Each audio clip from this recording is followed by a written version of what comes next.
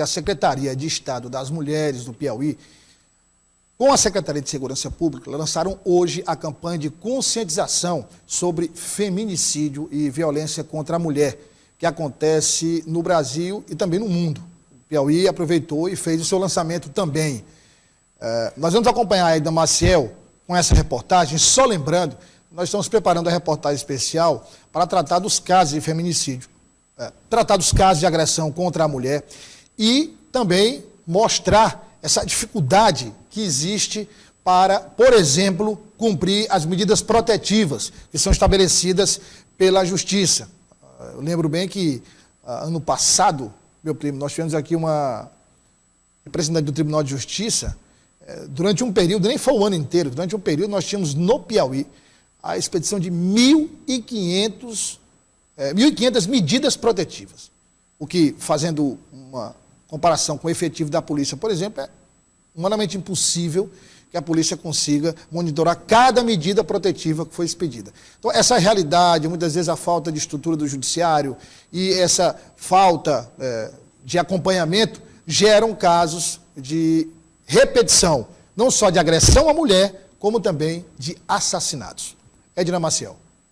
Essa mulher já foi vítima de tentativa de feminicídio pelo mesmo motivo da maioria dos casos, a não aceitação do fim de um relacionamento. Em 2005, o pai dos meus filhos, ele não aceitava a separação e a gente passou por uma situação muito difícil. É um desequilíbrio emocional quando você não aceita uma separação, porque você não tem um botão que liga e desliga a vontade do outro. É um direito meu não continuar na relação, né? E é um dever do outro aceitar a minha decisão. Inspirada em uma iniciativa europeia, o Instituto Banco Vermelho abraçou a causa na luta pelo feminicídio zero no Brasil e instala estes bancos vermelhos gigantes em locais públicos e privados a fim de criar uma frente ampla no combate à violência contra a mulher. Esse projeto ele é completamente inclusivo e democrático. A nossa ideia é que ele chegue no maior número de espaços possíveis,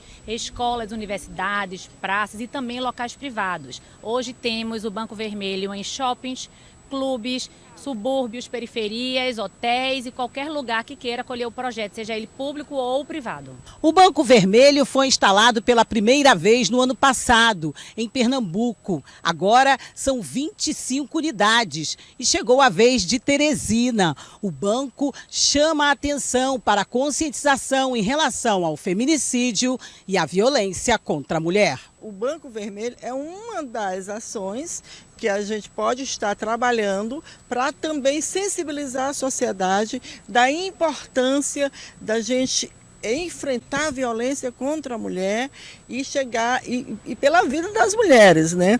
Porque se não tiver essa frente, sociedade civil, governos, governadores, prefeituras, a sociedade como um todo, a gente não vai conseguir avançar. E tem um fator que é muito importante, é que a gente invista na educação, porque para transformar essa realidade do machismo, a gente tem que ter projetos desenvolvidos dentro das escolas que trabalham as relações de gênero, as relações de poder entre crianças e meninos que entendam que tem que respeitar a menina. É um símbolo e é um chamado para a sociedade, né? Que a gente só vai vencer o feminicídio quando toda a sociedade entender que a violência contra a mulher é responsabilidade de todos. É responsabilidade da mãe que educa o filho a não ser violento, a respeitar as mulheres, a promover a igualdade de gênero, das empresas a pagarem iguais homens e mulheres. Então a gente tem que trabalhar a igualdade de gênero.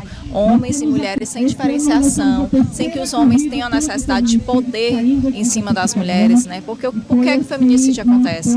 O que é o feminicídio? É quando um homem mata uma mulher decorrente de uma relação familiar, ou porque ele era namorado, ou porque ele era companheiro, ou porque, somente pelo fato de ser mulher. E a gente não pode aceitar que essas mulheres morram pelo fato de ser mulheres. Nós que lidamos com crianças de 0 a 6 anos, queremos colocar nas escolas, já desde o início, essa ideia de que não podemos agredir as nossas mulheres, as mulheres que são mães, que muitas vezes elas lideram uma família, né? Elas são responsáveis pelo recurso daquela família, então são pessoas importantíssimas na nossa sociedade. Uma morte de uma mulher tem um impacto enorme né? Então leva várias famílias a se desgastarem, os prejuízos para as crianças também são grandes. Ação importante, cada passo que se dá nesse aspecto é importante para a gente combater essa situação, rapaz, que perdura hoje no Brasil, não é, meu primo? Você que fez a matéria, meu primo? Você ficou feliz, né? Então, essa situação que perdura hoje no país, essas agressões repetidas, os assassinatos repetidos, e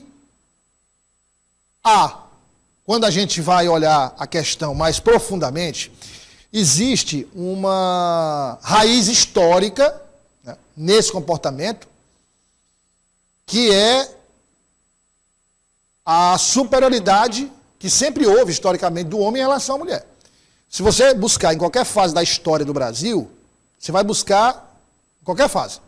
Sempre era o homem que dava as ordens, que ditava as regras, e a mulher era um objeto mesmo. Um objeto que o homem usava como bem entendia. Né? O máximo ali, por exemplo, na época dos escravos, era a sinhazinha.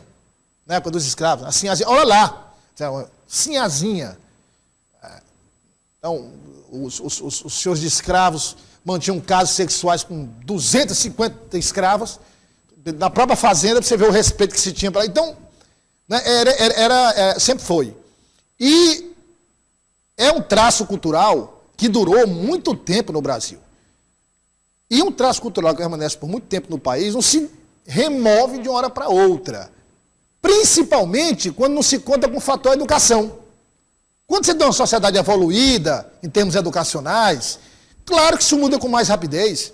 É claro que essa nova geração, ou as novas gerações, assimilam essa igualdade. Mas aí você fica, né, tentando criar as bases para que essa mudança de entendimento ocorra. E aí quando você vai para o interior do estado, infelizmente a realidade é pior. Nós temos, claro, muitos casos de feminicídio em Teresina. Mas no interior do estado a situação é pior. A situação é muito pior. Isso eu estou analisando do ponto de vista do homem, certo?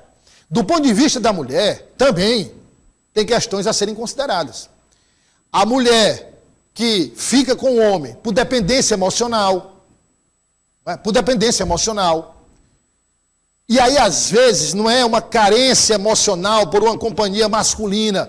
Às vezes é um tipo de carência que vem lá de trás, que tem outra causa ou outras causas, e que se perpetua e que continua e que se transforma, no caso de um relacionamento, numa dependência emocional do namorado, do companheiro, do marido. Em outros casos, é uma dependência financeira. A mulher não quer perder o status quo. Ela não quer perder a condição que ela tem. Então, ela se submete a essa situação. Tem casos também de uma descrença da mulher na possibilidade do homem chegar a matá-la, a feri-la. Quando todos os dados que existem mostram exatamente o contrário. É uma escalada de sinais que começa com indiferença, falando mais alto do que falava antes, fazendo ameaça verbal, depois é um empurrão, depois é um tapa, depois é uma agressão que gera um ferimento, ameaça de morte e, por último, o assassinato de fato. Em cada etapa dessa, a mulher acredita, não, ele não vai adiante, não, ele não vai levar isso à frente. E nós temos várias mulheres, infelizmente, enterradas hoje, que pensavam dessa forma.